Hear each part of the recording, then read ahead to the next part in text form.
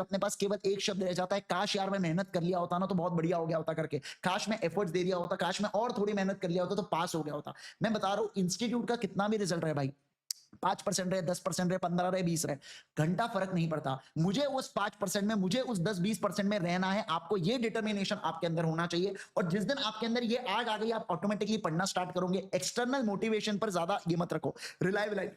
Internally आपने motivated रहना चाहिए कि मैं कर सकता हूं, मैं अपना बेस्ट दे सकता हूं और मुझे देना है। आपने खुद ने डिसाइड किया ना आपको सीए बनना है, किसी ने आपको फोर्स नहीं किया ना बच्चों, तो ऐसे केस में आप अपना बेस्ट दीजिए। भाई आपके पास जो है ना ये 5 साल है, मैं ऑनेस्टली, मैं तो सीए हूं, मेरे पे तो भरोसा करो, ये 5 साल है, आप ये 5 साल अपना बेस्ट दे दीजिए। लिटरली मैं आपको अभी बता देता हूं, फाउंडेशन क्लियर करने के बाद आपका 1 साल इंटरमीडिएट में जाता है, और 1 साल के बाद 3 साल आर्टिकलशिप होती है। 3 साल में मजे होते हैं आपके, पर उसके बाद फाइनल फिर से टफ होता है, तो फाइनल के लिए आपको फिर से अच्छी खासी पढ़ाई करना पड़ेगा। इतना आपने कर लिया, फिर उसके बाद आपको लाइफ में क्या करना है, आपको कौन सा डोमेन सिलेक्ट करना है, किसमें आपका इंटरेस्ट है, कोई कलकल नहीं रहने वाली है। बस आप अपना जॉब करोगे, पैसा आएगा, प्रैक्टिस करोगे, पैसा आएगा, जो भी आप अपना यहाँ पर डिसीजन ले सकते हैं। बट आपको अपना अभी बेस्ट देना पड़ेगा। मैं बहुत से बच्चों को देखता हूँ यार, वो मतलब लिटरली पढ़ाई छोड़ के वो सब कुछ कर लेते। एक बच्चे का मुझे मैसेज आया था कल, वो 1 महीना मैं उसका आया कि मैं सर 1 महीना मेरा बीकॉम में चले गया, मैं सितंबर अटेम्प्ट कैसे दूं। मैंने कहा 1 महीना बीकॉम, भाई क्या मतलब कैसे? तो सर मैं एक्चुअली 1 महीने कॉलेज चले गया था, बोले कॉलेज लाइफ को एंजॉय करने के लिए। मुझे इतना गुस्सा आया ना, मैंने कहा भाई तू नहीं है सीए मटेरियल, तू छोड़ दे भाई, मत कर। पर मैंने बोला दे दे यार, हो जाएगा पास। अब क्या बोलूं मैं,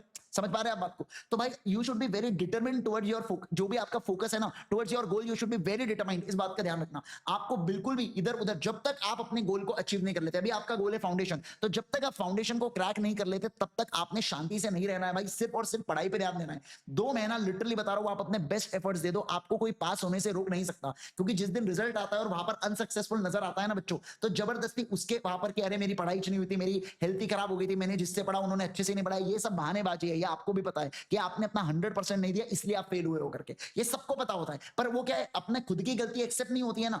बेस्ट होता है कि अपनी गलती दूसरों पर थोप देना। जैसे बोइंग वाला केस हुआ बच्चों, तो बोइंग अपने आप पे क्यों लेगा कि हो सकता है उसके इंजन में डिफॉल्ट आया, वो बेस्ट है ना यहाँ पर पायलट पे ब्लेम डाल देने का। अब वो तो वैसे भी है नहीं अपने आप को डिफेंड करने के लिए, समझे आप बात को? तो ये बेस्ट तरीका होता है, ठीक है? तो दूसरे के ऊपर गलती डाल देने का करके कोई प्रॉब्लम नहीं है उसमें। बट ऑनेस्टली आपको भी पता होता है ये जो गलती है आपकी, कम मेहनत हुई है, आपकी लैक ऑफ प्रिपरेशन हुई है, आपने टाइम मैनेजमेंट नहीं किया, जबरदस्ती टाइम पास किया, इसलिए फेल हुआ।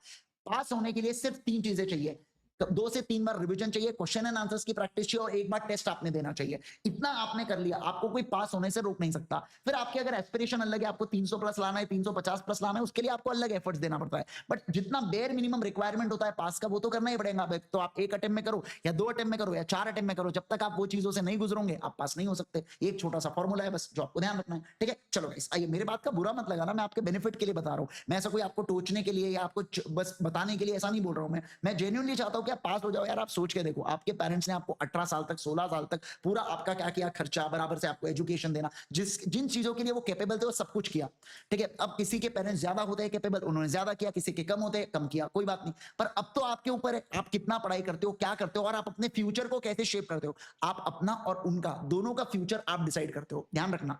अभी ये जो 5 साल है ना, आप अपना और उनका दोनों का फ्यूचर आप डिसाइड करोगे कि आपको अपनी आगे की लाइफ कैसे जीना है। देखो, जो अभी पास्ट हुआ, बॉर्न होना और अभी तक चीजें करना, ये अपने हाथ में नहीं होता है। बट आगे की जो लाइफ होती है डेफिनेटली अपने हाथ में होती है, और अपन उसको चेंज कर सकते हैं अगर अपन सही समय पर हार्डवर्क करें तो। जब हार्डवर्क करना है, जब समय होता है पढ़ाई का, तब आपको जिम का शौक चढ़ता है, तब आपको इंस्टाग्राम पे मैसेज खेलना है, तब आपको रील स्क्रॉल करना है, तो भाई कुछ नहीं होता उससे। उससे फिर वो रिजल्ट वही चलते रहने वाला है, और फिर एक नॉर्मल ऑर्डिनरी लाइफ वही 10-20 हजार की नौकरी से जीना पड़ता है। फिर समझना, मैं झूठ नहीं बोल रहा हूं, मैं आपको जेन्युइनली मैं देखता हूं लोगों को ये सब चीजें, इसलिए मैं बता रहा हूं आपको। फिर अल्टीमेटली एक ऑप्शन होता है, सीए छोड़ दो, सिर्फ बीकॉम करो, और फिर उसके बाद पता नहीं एमबीए करेंगे या कुछ तो भी करेंगे, और फिर सेटल हो जाएंगे, ठीक है ना? और वो भी फिर अच्छे कॉलेज में एमबीए नहीं मिलता है।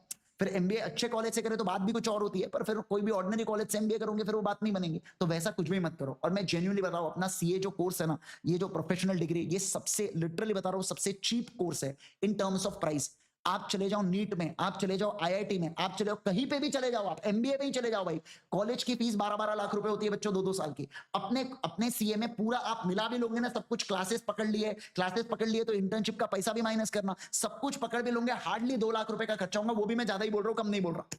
समझ रहे क्या बात को? अब भाई अब वो अपने, अब ऑब्वियस बात है, फिर यहाँ पर सर्टेनिटी नहीं है कि आप बनोगे कि नहीं बनोगे, पर एफर्ट्स दोगे तो वो भी तो सर्टेनिटी आ जाएंगे ना यार। तो एफर्ट्स तो देना पड़ेगा ना, ऐसा थोड़ी हो सकता है कि एफर्ट्स नहीं देना है करके। समझ पा रहे क्या बात को, है ना? चलिए सर, आइए आगे बढ़ेंगे, नेक्स्ट वाले पॉइंट के ऊपर चलेंगे बच्चों। सारे के सारे लोग यहाँ पर ध्यान दीजिएगा, ठीक है ना? कॉन्सिक्वेंसेज ऑफ डिसोल्यूशन के बारे में मैं बात करूंगा यहाँ पर। आ जाओ।